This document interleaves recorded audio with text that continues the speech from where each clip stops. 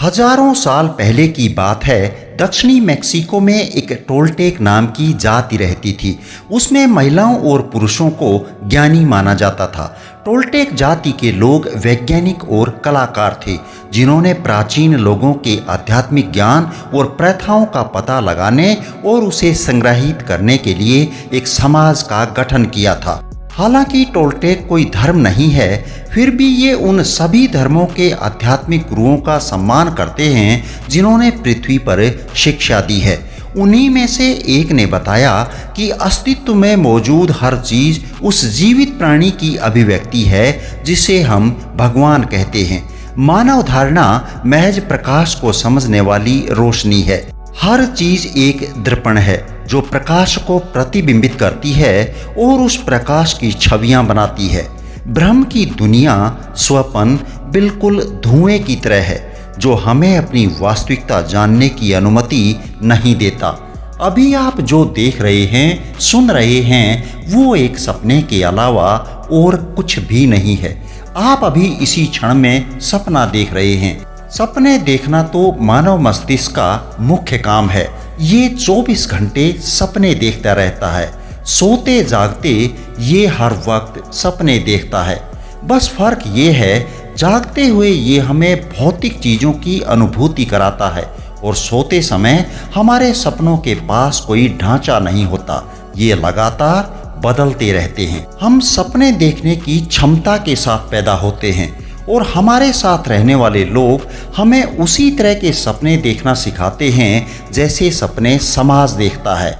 इसमें हमारे माँ बाप, स्कूल और धर्म के जानकार लोग शामिल होते हैं। ध्यान यानी कि अटेंशन वो क्षमता है जिसमें हमें भेदभाव करना होता है और केवल उन्हीं चीज़ों पर ध्यान केंद्रित करना होता है जिन्हें हम देखना चाहते हैं। अपने ध्यान का उपयोग करके हमने एक पूरी हकीकत, एक पूरा सपना बुनना सीखा। हमने सीखा कि समाज में किससे कैसा व्यवहार करना है, किस पर भरोसा करें और किस पर नहीं। अच्छा बुरा, सुंदर भद्दा, सही और गलत, हमने सब कुछ सीखा, क्योंकि ये सारी चीज़ें तो इस भौतिक जगत में पहले से ही मौजूद हैं। जब आप छोटे थे तो स्कूल में एक छोटी सी कुर्सी पर बैठ जाते थे, फिर ध्यान से अध्यापक को सुनते थे कि वो क्या कह रहे हैं। धर्म स्थल में धर्म के जानने वालों को सुनते थे। घर में माँ बाप और भाई बहन को सुनते थे, क्योंकि वे सब आपका ध्यान आकर्षित करते थे। ध्यान करने के साथ साथ हम ध्यान आकर्षित कराना भी तो सीखते हैं। बच्चे भी तो हर वक्त अपने घर के सदस्यों, टीचर्स और दोस्तों का ध्यान आकर्षित करने की प्रतिस्पर्धा करते हैं। वो हर वक्त ये ही कोशिश करते हैं कि सब केवल उसी को देखते रहें और जवानी में भी ये चालू रहता है। ध्यान आकर्षित करने की शुरुआत उस भाषा से होती है जिसे हम बोलते हैं। ये भाषा इंसानों के बीच संचार और समझ का एक कोड है। इसका हर शब्द एक समझौता है, एग्रीमेंट है। जब एक बार इस कोड को हम समझ लेते हैं तो हमारा ध्यान आकर्षित हो जाता है और ऊर्जा एक व्यक्ति से दूसरे व्यक्ति में स्थानांतरित हो जाती है। जो भाषा आप बोलते हैं वो आपकी चुनी हुई नहीं है। आपका धर्म आपने नहीं चुना। आप कहाँ, कब, किसके घर में पैदा होंगे ये आपका चुनाव नहीं है। और तो और हमने तो अपना नाम भी नहीं चुना। बच्चों के रूप में हमारे पास अपनी मान्यताओं को चुनने का अवसर नहीं था, लेकिन उस जानकारी से सहमत थे जो दूसरे लोगों के माध्यम से हमें दी गई थी, क्योंकि जानकारी संग्रहित करने का एकमात्र तरीका सहमति है। बाहरी सपना हमारा ध्यान तो आकर्षित कर सकता है, लेकिन अगर हम सहमत नहीं हैं तो उस जानकारी को संग्रहित नहीं कर सकते। जैसे ही हम उससे सहमत हो जाते हैं तो उस पर विश्वास करने लग जाते हैं। इसे ही तो विश्वास कहते हैं। विश्वास करने का मतलब बिना शर्त विश्वास करना है, अनकंडीशनल विश्वास करना है। हम बच्चों के रूप में इसी तरह सीखते हैं। बच्चे बड़ों की हर बात पर विश्वास करते हैं, उससे सहमत हो जाते हैं और ये विश्वास इतना मजबूत होता है कि यही विश्वास प्रणाली हमारे जीवन को नियंत्रित करती है। हमने इन मान्यताओं को नहीं चुना, हो सकता है हमने इनका विरोध भी किया हो, इनके खिलाफ विद्रोह किया हो, लेकिन हम इस विद्रोह को जीतने के लिए पर्याप्त मजबूत नहीं थे। इसका परिणाम हमारी सहमति से विश्वासों के प्रति समर्पण है, समझौता है। इस वर्चस्व के माध्यम से हम ये सीखते हैं कि हमें कैसे जीना है और कैसे सपने देखने हैं। इस वर्चस्व की लड़ाई में बाहरी सपनों से जानकारी अंदर के सपने तक पहुंचाई जाती है। इसी से हमारी संपूर्ण विश्वास प्रणाली बनती है। माँ बाप हमें चीज़ों के नाम सिखाते हैं, आस पड़ोस, स्कूल और सोशल मीडिया हमें रहने का तरीका सिखाते हैं, इंसान बनना सिखाते हैं। समाज हमें महिला और पुरुष के बीच का अंतर भी बताता है। इसके बाद हम निर्णय लेना और स्वयं का मूल्यांकन करना भी सीखते हैं। आप इस प्रक्रिया को मनुष्यों का पालतू बनना कह सकते हैं। बच्चों को कुत्ते और बिल्लियों की तरह पालतू बनाया जाता है। गलती और प्रशिक्षण के नाम पर उन्हें सजा दी जाती है और प्यार के बदले इनाम का भी प्रावधान है, इनाम की भी व्यवस्था है। हम उन्हें ये भी बताते हैं कि वो कब अच्छे और कब बुरे हैं। यदि नियमों के साथ चलते हैं तो इनाम और विरुद्ध चलते हैं तो दंड दिया जाता है। पुरस्कार वो ध्यान है जो हमें अपने ही लोगों से मिला है। इसे पाने के लिए हमारे भीतर जल्द ही दूसरे लोगों का ध्यान आकर्षित करने की जरूरत विकसित हो जाती है। इनाम पाना तो अच्छा लगता है। इस इनाम के चक्कर में हम वही करते हैं जो दूसरे हमसे करवाना चाहते हैं। हम हमेशा लोगों को खुश करने की कोशिश करते हैं। हम वैसे होने का दिखावा करते हैं जैसे हम हैं ही नहीं, क्योंकि हम अस्वीकार किए जाने से डरते हैं और ये अस्वीकार किए जाने का डर पर्याप्त अच्छा न हो पाने का डर बन जाता है। अंततः हम वो बन जाते हैं जो हम हैं नहीं। इस पालतू बनने की प्रक्रिया में हमारी असलियत गुम हो जाती है।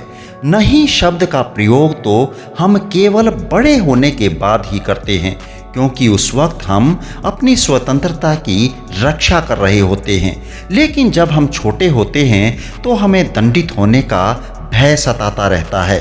ये पालतू बनाने वाली प्रक्रिया इतनी मजबूत है कि एक निश्चित बिंदु पर पहुंचने के बाद हमें पालतू बनाने के लिए किसी की जरूरत ही नहीं पड़ती। यहाँ पर आकर हम खुद ही पालतू बन जाते हैं। ये विश्वास प्रणाली कानून की एक किताब की तरह है जो हमारे दिमाग पर शासन करती है। बिना किसी संदेह के हम उस पर विश्वास करते चले जाते हैं। उसी के मुताबिक हम निर्णय लेते हैं, भले ही ये निर्णय हमारी आंतरिक प्रकृति के विरुद्ध हो। ऐसे बहुत से समझौते हैं जो हमें पालतू बनाने की प्रक्रिया में हमारे दिमाग में प्रोग्राम किए जाते हैं। एक एक करके ये सभी समझौते कानून की किताब में दर्ज हो जाते हैं और ये समझौते हमारे सपनों पर राज करते हैं। हमारे भीतर बैठा एक न्यायाधीश हमारे साथ घट रही हर घटना का इस कानून की किताब के बिना पर आकलन करता है और इसी के मुताबिक दंडित व पुरस्कृत करता है। और ये सब उस विश्वास प्रणाली पर आधारित है जिस पर हमने कभी विश्वास ही नहीं किया। फिर भी ये मान्यताएं हर वक्त हमारे जीवन को नियंत्रित करती हैं। जो कुछ भी कानून की किताब के खिलाफ जाता है वह आपको अपने शोर जाल में एक अजीब अनुभूति कराता है। इसे डर कहा जाता है। ये आपको असुरक्षित महसूस कराता है। भले ही कानून की किताब गलत हो, ये आपको सुरक्षित महसूस कराती है। इसलिए हमें अपनी मान्यताओं को चुनौती देने के लिए बहुत साहस की जरूरत होती है। ये एग्रीमेंट इतना मजबूत होता है कि हम इसके विरुद्ध जाने की हिम्मत ही नहीं जुटा पाते। जिस तरह से सरकार के पास एक कानूनों की किताब होती है जो समाज के सपनों को नियंत्रित करती है, उसी प्रकार हमारी विश्वास प्रणाली एक कानूनों की किताब है जो हमारे व्यक्तिगत सपनों को नियंत्रित करती है। संसार में मनुष्य ही एकमात्र ऐसा प्राणी है जो एक ही गलती की हजारों बार कीमत चुकाता है, लेकिन जानवर अपनी गलती की सजा केवल एक ही बार पाते हैं। हमारे पास एक शक्तिशाली स्मृति है जो हमें अपनी गलती का बार बार एहसास कराती है। हम स्वयं का बार बार मूल्यांकन करते हैं, स्वयं को दोषी पाते हैं और फिर स्वयं को दंडित करते हैं। यदि न्याय मौजूद है तो हमें दोबारा ऐसा करने की जरूरत ही नहीं है, लेकिन हर बार जब हम खुद को आंकते हैं तो दोषी पाते हैं और फिर से खुद को दंडित करते हैं। क्या ये उचित है?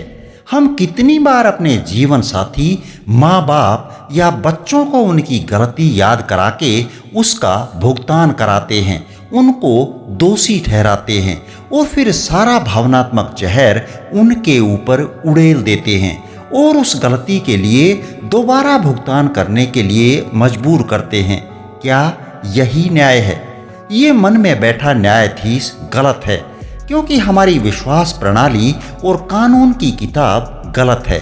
ये पूरा सपना केवल और केवल झूठे कानून पर आधारित है, क्योंकि जो मान्यताएं हमने अपने भीतर संग्रहित करके रखी हैं उनमें से 95% गलत हैं, सरासर झूठ हैं और हम इनके पीड़ित हैं, क्योंकि हम इन सभी झूठों पर विश्वास करते हैं।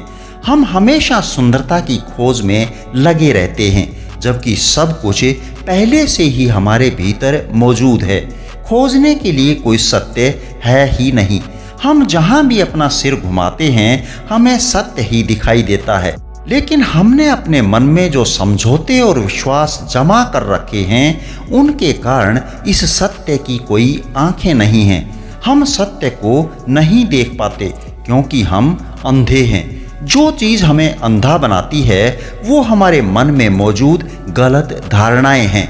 ये ऐसा है मानो हम उस कोहरे के बीच रहते हैं जो हमें नाक से आगे देखने ही नहीं देता। ये कोहरा एक सपना है, आपके जीवन का व्यक्तिगत सपना, आपकी अवधारणाएं, आपके खुद के साथ, दूसरों के साथ और भगवान के साथ किए गए एग्रीमेंट्स। आपका पूरा दिमाग एक कोहरा है। टोल्टेक लोग इसे मिटोटे कहते हैं। आपका दिमाग पूरी तरह से एक सपना है जहां हजारों लोग एक साथ आपस में बात करते रहते हैं। कोई किसी की ना सुनता ना समझता है। ये मानव मन की स्थिति है। भारत में लोग इस मिटोटे को माया जाल कहते हैं और ये माया जाल एक भ्रम है। ये व्यक्तित्व की धारणा है, मैं हूँ। आप जो कुछ खुद के बारे में सोचते हैं वो सब मिटोटे है। मुझे उम्मीद है ये जानकारी आपको अवश्य पसंद आई होगी। सुनने के लिए धन्यवाद। जय हिंद, जय भारत।